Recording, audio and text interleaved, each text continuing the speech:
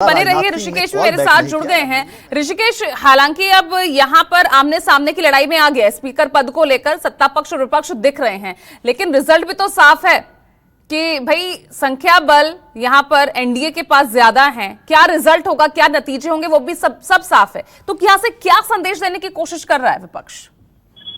नहीं, देखिए, विपक्ष संदेश इस बात की देने की कोशिश कर रहा है कि 2019 में जो एनडीए के सहयोगी थे, और देखिए कि आज के सूर्य सबसे थोड़ी देर पहले नामांकन कर रहे हैं और कल ही बीजेडी ने, नवीन पटनायक ने ऐलान किया कि वो संसद के भीतर लोकसभा और राज्यसभा में अपने सांसदों को स्पष्ट तौर पर निर्देश दिया कि आप बीजेपी का समर्थन किसी भी सूरत में नहीं करेंगे।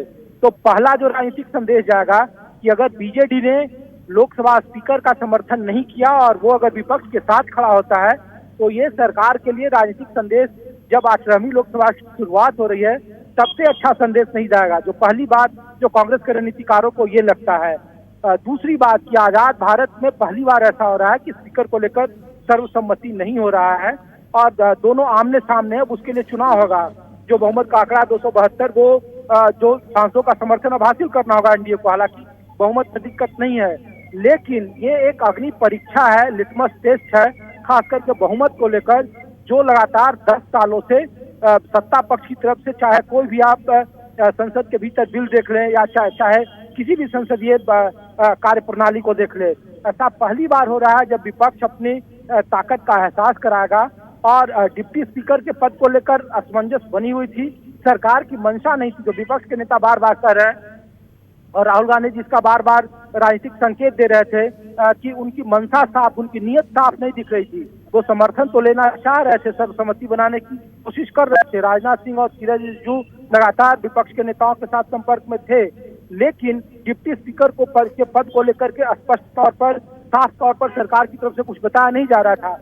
इसीलिए इस नामांकन के करने के ठीक पहले देखिए कि केसी वेणुगोपाल, जो कांग्रेस के संगठन मंत्री हैं, वो राजनाथ सिंह से मिलने पहुंचे और जो जानकारी दी जा रही है सूत्र की तरफ से, उसमें उन्होंने 2 टूक राजनाथ सिंह से पूछा कि क्या आप डिप्टी स्पीकर का पद दे रहे हैं, हाँ या ना।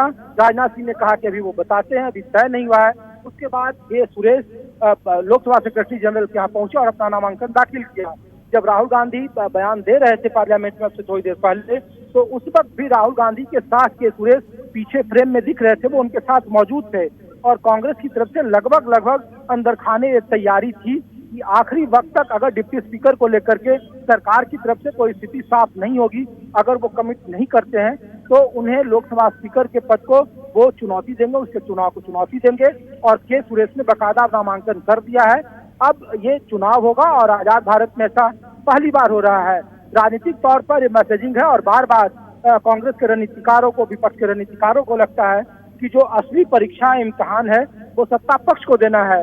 बीजेडी हो, वाईएसआर हो, जो छोटे, जो लगातार सरकार को सपोर्ट कर रहे थे, अब देखना है कि बीजेडी क्या इसे सपोर्ट करती है। उड़ीसा में बदली हुई राजनीतिक हालात को देखते हुए, वैसी परिस्थितियों में जब नवीन पटनायक ने अपने सांसदों को बुलाकर कहा कि संसद के भीतर आपको अब किसी भी सूरत में बीजेपी का समर्थन नहीं करना है, तो ये कांग्रेस की कोशिश है और इसमें कितना कामयाब होगी नहीं होगी ये कहना मुश्किल है।